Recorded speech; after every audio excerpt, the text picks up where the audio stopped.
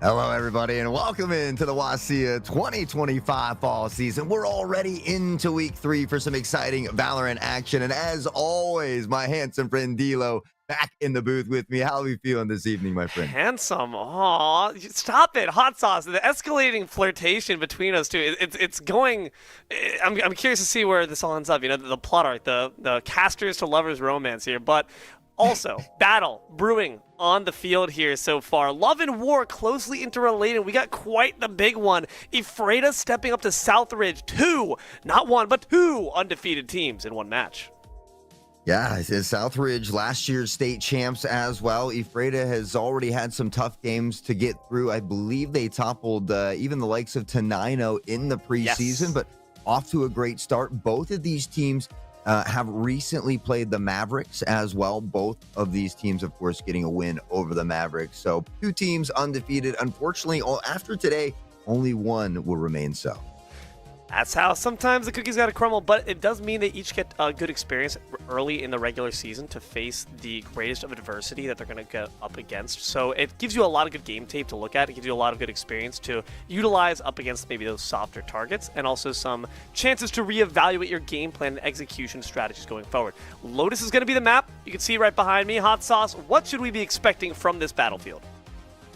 I mean, Lotus is another fun one. It's one of those big 3-site maps that we talked about. Obviously, D'Lo gracious enough to display it behind us, or behind him there for us. But got you. Yeah, I mean, we see a lot of action around A. Typically, you typically also have a C anchor site, or someone who's anchoring kind of like a Cypher or a Killjoy over there. But we have seen some changes in the meta here, and honestly, I love it. You know, maybe this is something that we could use that new teleprompter for. We could bring up the map here in the near future and draw on it. I should have thought of that before we got going. But Lotus is a fun map. You've got some revolving doors. You got some beautiful scenery as well, and it's a map that I would say most players are pretty comfortable with at this point. Speaking of beautiful, we want to give a big shout out to our big and beautiful sponsors. We want to talk about Zotac Gaming. and thank them for supporting Scholastic Esports in Washington State. You can show your appreciation for Zotac Gaming by giving them a shout out on social media. Make sure to join their community on Discord, and don't you dare forget to use that hashtag powered by Zotac or hashtag ZotacUSA when you post. That's right. Post. Let us know who you think might win today's game. Two undefeated teams, Southridge and Ephrata, about to go head-to-head there as we see the players now in the lobby getting ready for that agent select screen. And a few of these players we're familiar with as well. I know D'Lo and I got to cast some of these this action last season as well. So for Southridge, the returning champs looking to remain undefeated. Ephrata, an opportunity to give them a loss very early on into the season here. The fact that Southridge are starting off on attack, I think, is quite the boon to the team, since oftentimes these three-site map favors the attackers, right? Your defense is spread thin. You've told me time and time again, we're going to say it to the audience time and time again, and Southridge already kind of being the big bad bullies, the fact that they can leverage that pressure early on forces a bit of a strain on Ephrata's neck. And now you've been having some back pain there, my friend Hot Sauce. Ephrata are going to be feeling the exact same thing. Both of y'all got to visit that chiropractor. Absolutely.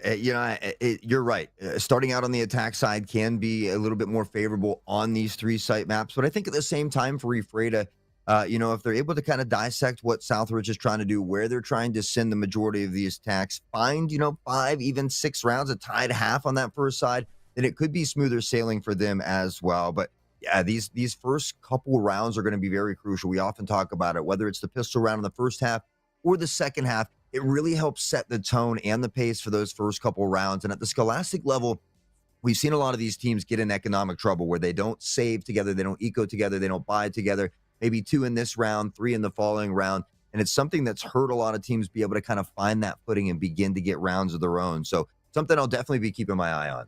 I'm keeping an eye on Zera. Zera is, if I do not recall incorrectly, the most lethal member from Southridge's squad. Is marked down as an alternate on the roster, but you do not need any alternative when you've got this duelist running by your side. I recall them playing the Yoru prior, but I personally love the high-flying action that a jet can provide instead, so get looking out for those blade storms. Hey, we got a Yoru on the other side, so a little bit of the best of both worlds here. Kind of an array of a composition as well. I think we see Deadlock potentially the only mirror matchup here. So I got to say, Nice. I really enjoy this when we see these teams kind of mixing up through these rosters. A lot of times falling back toward that comfortability pick. Deadlock can be really good at anchoring down that C site potentially if you need it. It looks like Ephrata is going to tuck Omen this way. They've got Yoru set up here in the background as well. You're going to see him put that teleport out early toward the A site, allowing him to transition from site to site depending on where this Southridge team might be attacking. At the very least, each member has their own Goth squad member. You got the Omen on one, and of course, you got the Fade on the other, so everyone has got someone to bring along as a +1 to Emo Night, but Trail Mix is going to be feeling rather down in the dumps because they're already down in the grave. Yeah, unfortunately, stepping out a bit too far. There's a firing squad, all 5 members from Southridge standing there with pistols in hand, so hard to overcome that one. The hot will rain down, but no intel comes in from it. Peak record, able to break it immediately. Nothing for Wingman here as well, but you see Eating Bricks trying to get back across. These blinds from Sky can be very difficult to deal with, and we are going to see a very fast rotation out of Southridge. Complete dedication there to try to go for B instead, and they do find the Storm, but Slink Swing tries to find the shots, actually manages to get Bricks to eat bullets instead. Alternative meal option for you, and Slink still trying to slink around this side corner. Could try to get the Sky, but now could be a bit of danger. Jake is going to be able to take down Valves, but they will fall soon after. That Stripes back and forth in the kill feed. I miss her now finding Monkey here, though, and it's Peak record to answer back. It comes just down to I miss her, who's been spotted by Peak, and it's Ephrata who takes round number 1 away from the returning state champions. It might not be Zera, but it's still a Yoru dominating here, this time courtesy of Ephrata. That must feel fantastic to already have the pistols rounds where there's no excuses, no big flashy ultimates, no big flashy guns that you can ride or die and hope to pin your excuses on. It all came down to brilliant execution there from Ephrata. Southridge got pinned down in that trap, and despite a very smart rotation to not try to slam their head against a brick wall, just didn't quite work out. Well, they found enough funds to squeak their way into the round, though. It's going to be a scrappy round for Southridge, as Ephrata will find a buy here as well. They've got Monkey just sticking with the Ghost, though, and again, typically you want to buy together, so Southridge on the run and gun of the Spectres looking to take advantage, and they are stampeding toward the side. Azira finding Sleek Swing first, popping the wall immediately, and Jake now on the outlaw needs big collateral, finding two. That was so pivotal. Now the odds are even up. Unfortunately, Jake did find themselves put into a chamber themselves. Zera will be able to evade the haunt for now. As Spectre still in hand, just waits for any members to approach. I miss her. Won't be missing Monkey. They're the one who's going to drop next. Decoy comes out to try to peruse through the jet smoke, but instead you got to watch it. You're to the left. Zera manages to take down the real one and drops the clone right after for just desserts. Fight isn't over. And that's why it's good to buy as a team there. We see Monkey not having that weapon, maybe not having as much success in that round, and now looking to kind of force in this round. So hopefully they can make something happen. We see a Bucky, a Sheriff, a potential Stinger, maybe even a Classic from Peak. So after a good round one start, hopefully they don't fall into these economic troubles. Southridge, they've got a Bulldog here. They've got a rifle to work with, a few Spectres that are bonusing, and a few that are bought. So still could go either way here in some of these early rounds. We have yet to see a full buy from either squad. The fact that we still didn't get the round win off because of that amazing collat from Jake, it makes me worried, because if I'm Southridge, I'm not peeking these corners together anymore, ever. Here comes the flash, but Zera, undeterred, gets the shots off and actually puts this guy pretty low. Puts Sleek Swing down to 0. Monkey as well. The petting zoo's been completely cleared out. Yeah, Monkey caught with utility in hand there. Peak from a distance with the Classic, but Eating Bricks will shift forward. Finds Jake, catches Peak in the reload. It's another 2K, and now Trail Mix will be chopped down from the triple of Eating Bricks. It's a flawless round for Southridge, and the state champion picking up where they left off. Man, the pistols round was just a bit of a scrap. It was a bit more of a fluke as far as Southridge are concerned. That last round, that flawless, absolutely is a game or a round that reasserts the pecking order from their perspective. They say, you guys think you're hot stuff, huh? Get back in there, buddy. You still got a few more years to cook up before you reach our level. Gotta cook it up here just a little bit. But Ephrata, I think, has 4 separate Valorant teams. They have a huge interest in these esport extracurricular activities, so you love to see it. I think they've got 3 JV teams and a varsity team, so love the fact that they've got a huge turnout, a big roster to work with, and now trying to make something happen with a Bucky, but Azira dashes in the face. Jake will still find one. That's a big pick, because Azira has kind of been that shining star so far. Valves make sure to take down Peak record. Won't be peeking nothing except for the gray screen. Monkey manages to grab Yule. That's a big pick as well. Monkey's not really been able to contribute the way you want them so far, but we know how capable they are in the sky. Drops I miss her as well. Missing her not. Finds the 3-piece on top of Valves, and only the Gecko remains. Line comes out. Eating Bricks gets concussed, excuse me. It was Monkey on a Quadra here. Beautiful. So stepping it up big in round 4. And honestly, it was a bit of a scrappy buy for them. The fact that they're able to tie that up here through these first 4 rounds, I think, is huge for them. And now we're going to start seeing some of these full buys come into play. You've got a rifle in the hands of Monkey that was even picked up off the ground previous round, starting to put stacks in the bank. The economy a little bit rougher for Southridge, but they're still able to limp into this round. Seeker's ready for Monkey, and on the other side, I see some inclement weather coming. Forecast predicts a blade storm from our friend Zera. I think the issue was, you mentioned that dash forward. Very pivotal that the kill came through early, because it meant that Zera could only trade out 1 for 1. You really want to see that Jet at least grabbing 2 bodies before they drop. Yeah, we talked about it earlier. Zera has the potential to really frag out. We see it at mid here, and it's cool, calm, and collected. A nice spray to find the headshot on the Monkey, but Monkey applied some good damage. Zera down to 70. With that, they'll begin to shift back toward the A side here. You also have some really solid damage being applied as well so far. The deadlock, got to make sure you're staying safe as Southridge, despite having the numbers advantage. Can be reversed in just a moment, especially with Jake Grafton keeping the corner defended. So far, Southridge, a bit more conservative than we've seen before. It's a split push there, 3 to A, 2 to B. Now they're going to shift through here, and with that, the Stampede toward B. We've got 2 tucked to ball, but I miss. Going to find the headshot on the Peak record. Slink trying to spray through the smoke, but this is a dangerous spot to be in, especially in a tight little corridor like that. Deadlock dropping the wall, and with that, Southridge in great post-plant position. Wingman gets taken out there. Means at the very least you're aware of their positioning. Doesn't mean you can do too much about it, is the answer.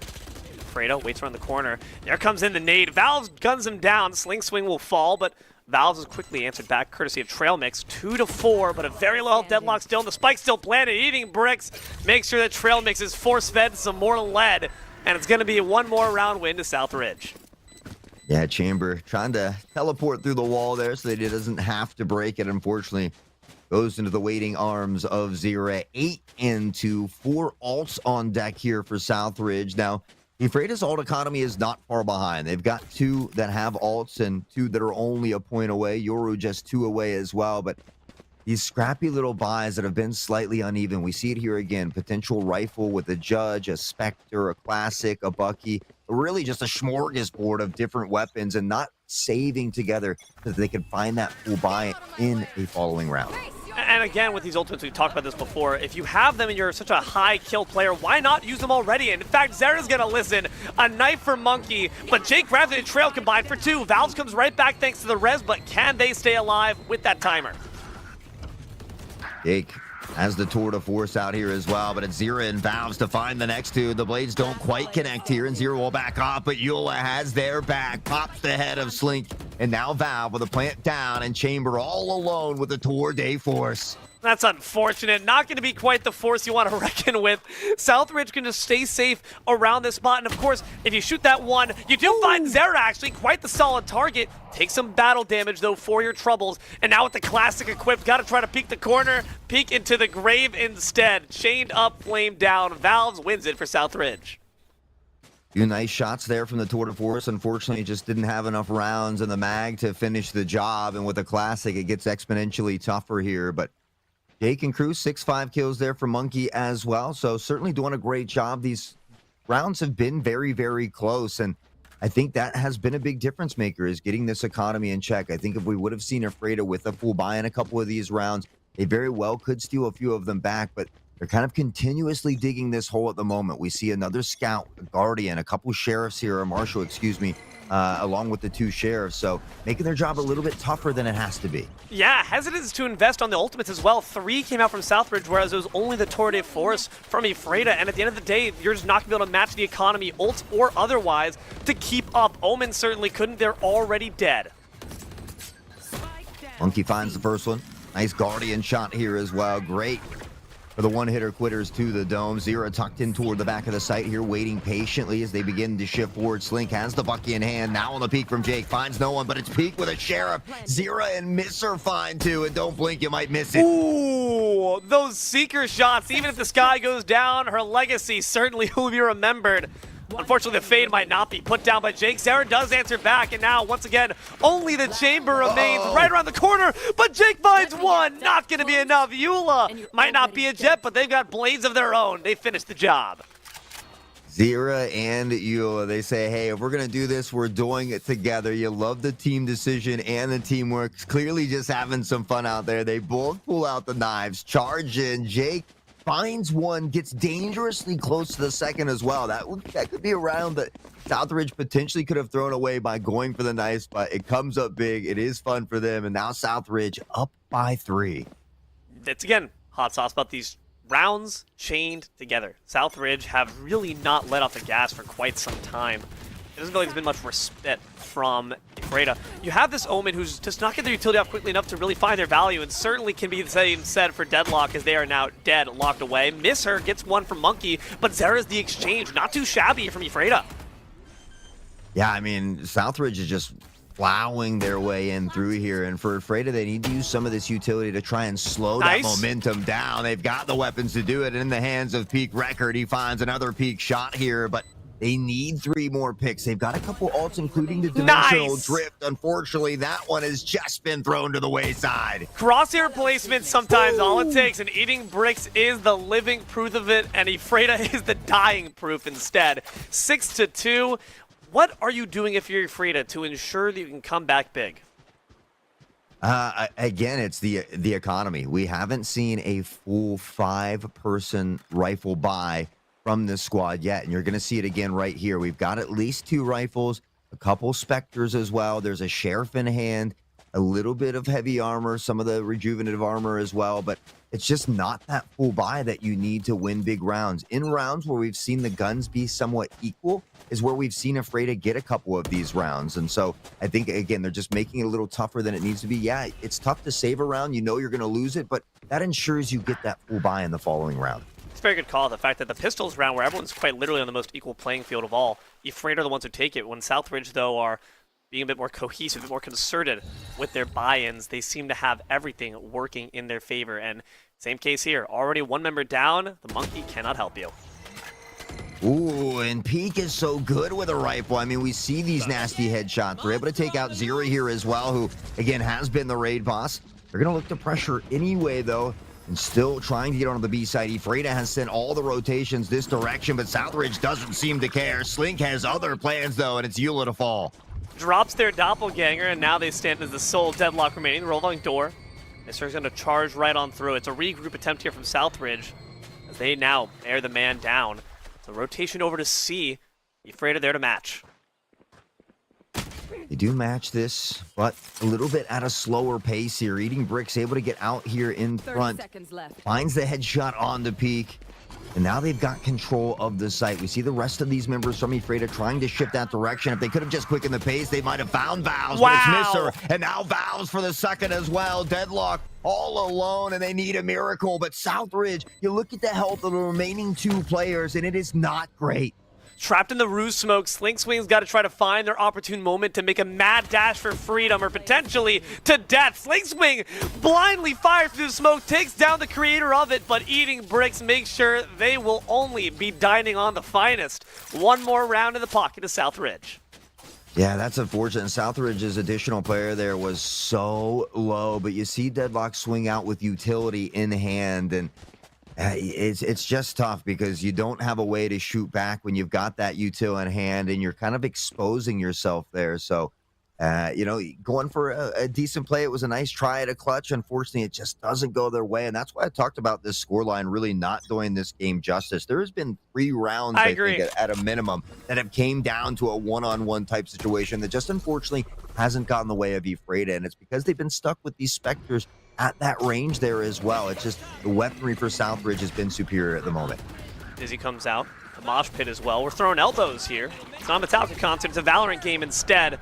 Sends out the hounds, but Monkey's the one who's getting hounded down. Val's gonna make the quick resurrection, but might not even be necessary. Miss and Zera combined for 2. Right there. You see the plant go down here from Eating Brick. Spray from Zero to find another Eula, and another flawless round here for Southridge. They might have had a couple early round jitters, but it has been all Southridge here now, 6 rounds in a row for them. You can say, man, Valve, why'd you use the res? I like it. Again, we're sitting here with 3 ultimates from Ephrata, and these are ultimates that I feel like could have changed one of these rounds, and that one round that gets changed, it leads to economy in your favor, and suddenly the entire balance of this series is shifted. I just feel like Ephrata, they're playing like they're expecting to lose, so they're playing ultra conservatively. It's again that idea of you wait for your perfect moment, and it's never going to come. It's a self-fulfilling prophecy. Yeah, I agree. I always like to see those ults come out the round that you get them, or if not a minimum, the following round after, unless maybe you're like a Sage and you just don't have somebody to res. But for the most part, you want to give yourself an opportunity to get multiple ultimates in a half here, but quick pressure from Zero and crew again onto the seaside. Zero finding Peak is huge. It opens up the site completely. They got to be careful of waterfall. There's a wall in the way. The cocoon comes out, and there might not be no butterfly at the end of this one. Oh, apologies, Trail Mix, but you make for an awfully beautiful butterfly in hell. Eating Brick's going to be able to take down one as well. Deadlock's the sole survivor, but if Southridge got much to say about it, not for long. Shots from the Spectre.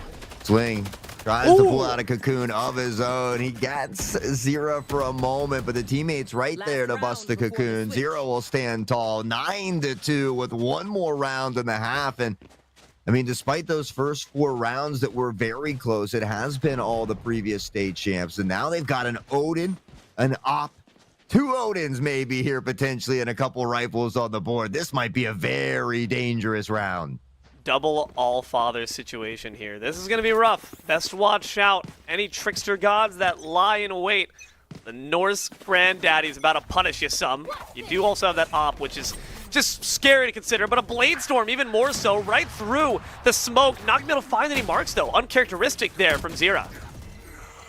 Hey, they're saying, hey, we're human too. Every once in a blue moon, we get a miss as well. And it's good to see the human as well, because I was starting to wonder. They consistently hit so many shots. Eula looking for an opportunity here as well. Slink with utility in hand has to be careful. Would haunted them previously. Jake to step out of the Phantom will find the headshot on the Valves. What great crosshair placement, and what great evasive play as well from Eula. As soon as I say it, though, they're going to get put down. Eating Bricks answers back, and Slink Swing makes sure that one more joins the count. Only the Gecko stands alive. Can Ephrata finally find a round?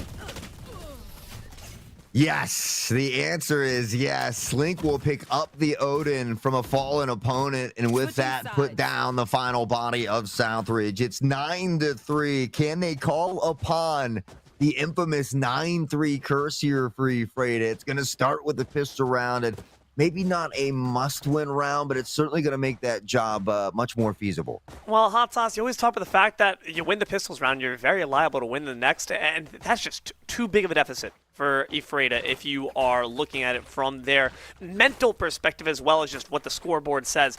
You really are hoping they can repeat history, especially considering they're on attack, which does favor the bold. Hey, they won that first pistol round. It was unfortunate. It was the second round where they didn't quite full buy together as a team, and it came back to haunt them. But once they got weapons in the fourth again, they were able to battle back. So I think it's about keeping that economy in check. But unfortunately, you're right. When you're down 9-3, you don't have many opportunities to get it in check. And Trail makes out mid, the first to follow. They're going to catch Util or Eula with knife in hand, excuse me. And they do get a pick back now on a 4v4. Looking for you two as well, Valve. Best be careful opening up the revolving door. The Hound comes on out, but instantly gets put down by the Vet. Now it's Valve trying to find a peek through the revolving door, but doesn't want to quite push the aggression too much. Slink Swing through the smoke, looking for Sky in the back line. Eating Bricks already took them down. The sky's been darkened, the sun's been blackened, and Jake Rafton takes down Fade. They get the plant down. Unfortunately, Zira is waiting there with the Sheriff to find the first, and now Jake has to come up with a big clutch here at 3v1. He can hear them breaking the wall. He tries to swing, but a Zira, a two-tap to the dome will send them home. Eating Bricks with the defusal. The pistol round doesn't go the way of Ephrata, and now Southridge looking to plead a good case to close this one out, just 2 away from match point. And again, you consider how well they do with the lead, how well they do with the head of steam, and momentum in general. Again, we're going to keep saying it, but it's so true. Ephrata just feels like they're on the cusp of something big. Jake Grafton got a big gun in pocket, maybe with the sniper rifle. We've seen great things come out from them before, but I need to see those kills from ahead instead of just trying to play catch-up. Yeah, that's the tough thing, is because now you kind of have to start to force into some of these buys. You've got to hope that some magic can happen here, and it just puts yourself at a disadvantage. But hey, we say it all the time at the risk of sounding like a broken record. It's those pressures, those tough pressures that create these diamonds. But Valve is on fire from the B site. That's the second time they've peeked mid and come up with a big early frag. Oh no, the Marshal might need to request some paid leave because they're just not feeling like they're hitting the shots they needed to, except now they are. Jake finds 2, but again, you were doing it from behind. It was a lone stand, the Alamo. Unfortunately, we know how that story ended. Yeah, and maybe some of the similar issues here. Peak, though, we'll be able to buy a Vandal here. We see a couple Guardians coming into play, but again, it's a little bit lackluster on the armor and the weapons. We've got a Stinger, we've got a Spectre, not quite that full set of rifles, and so it is going to be a bit of an uphill battle, but hopefully Ephrata has come prepared. Ultimates in play are 0, but maybe we could see something crop up if the Chamber manages to get 3 streak put together. Paranoid comes through as well as the smoke, and also some decent poke applied to Southridge. Unfortunately, you also saw Peak eat quite a good amount of it, and that's one of your prime offensive linchpins. No surprises. Well, 5v5, a little bit of a slower round than we're used to so far as they try to make their way onto the C side, and Jake is already pressured up here. Has the spike in hand as well. Spots one, shots ring out, but now Zira on the flank has wow, and that's an easy tap to the dome. Great trigger discipline, pressuring forward, but it's Peak trailing Monkey to find a 3-piece. All that time the Jets spent stalking their prey, Ephrata managed to piece apart the rest of Southridge quite easily. with no ultimates available, it's going to be quite rough, especially if you're concussed, especially if you're dead. Trail mix is the answer back. Now it's a 1v3, not in Valve's favor.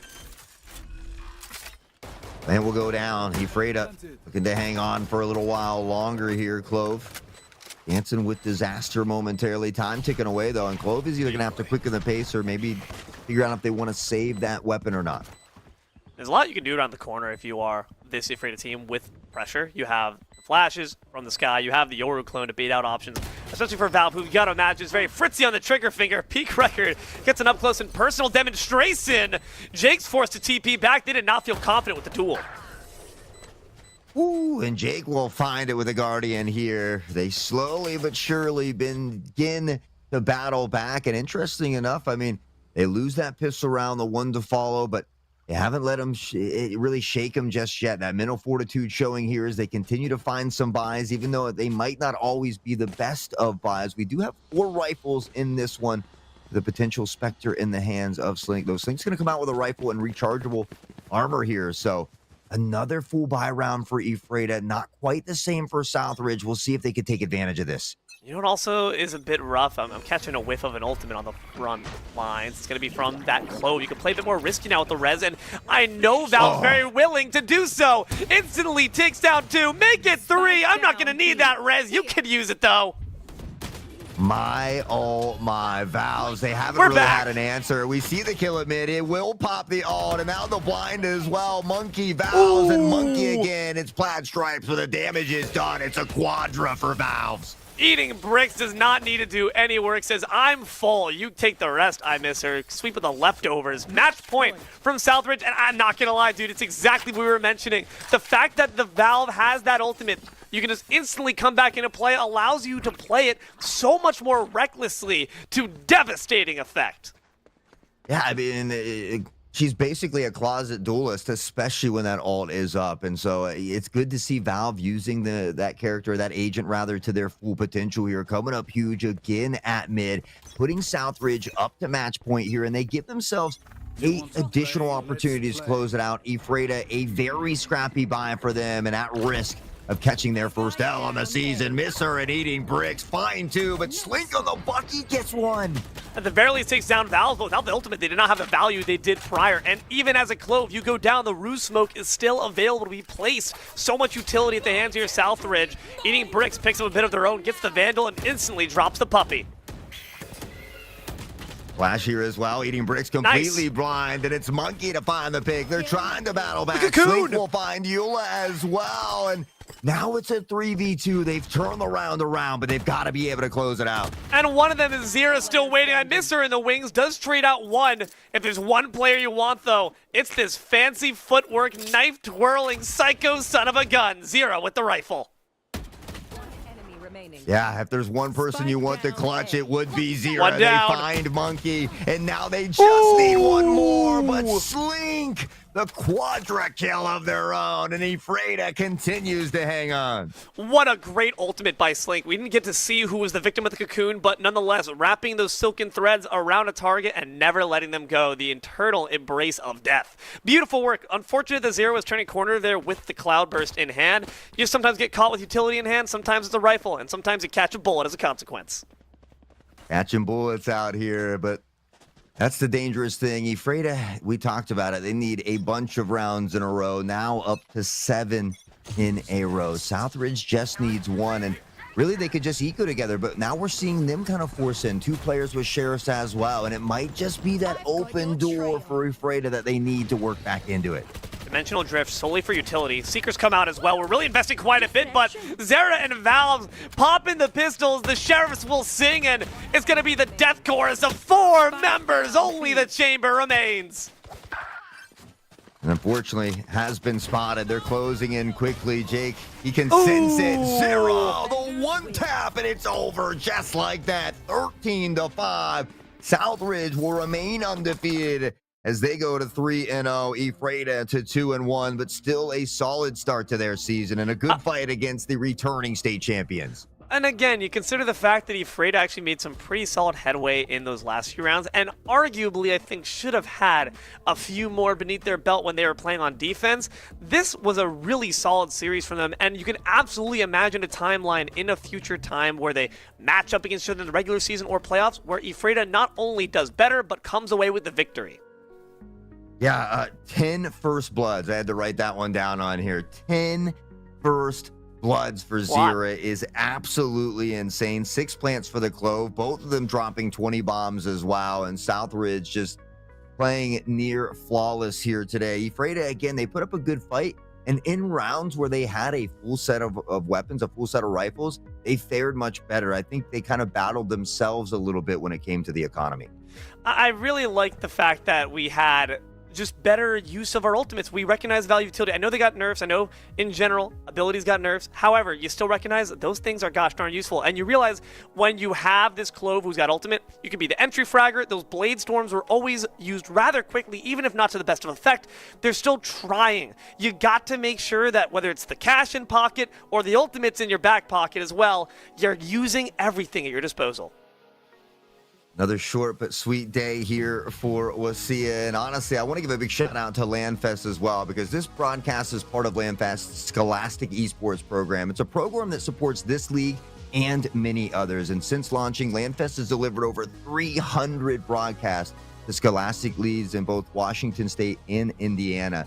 We provide these broadcasts free of charge to the leagues, the schools, and the teams that we cover. And your generous donations make all of this possible. For every $200 raised, it covers the operating costs for one entire regular season broadcast. So if you appreciate your work and you're able to donate, please scan that QR code today and donate today. Open your hearts, potentially, if you like what we do here. Maybe even open your pocketbooks as well, or else we're going to send Zera after you. Best be careful. No, we can't do that. Nonetheless, that is, like you said, Hot. Unfortunately, all the action we're going to have for you here today. Thank you very much for watching WSSEA Valorant Week 3 of the High School Series. I've been D-Lo. Joined here in the booth my friend Hot Sauce. We've had our almighty eyes in the sky, Connie and Taylor. Please thank our production for all they do. We could not yell at games without them. Big thanks to our sponsors, Zotac Gaming, as well as LANFest. And last, but certainly not least, thank you, loyal, obedient viewer, for your time. We hope you've enjoyed this series just as much as we have. A big congratulations to our friends on Southridge, and until next time, good games and good night.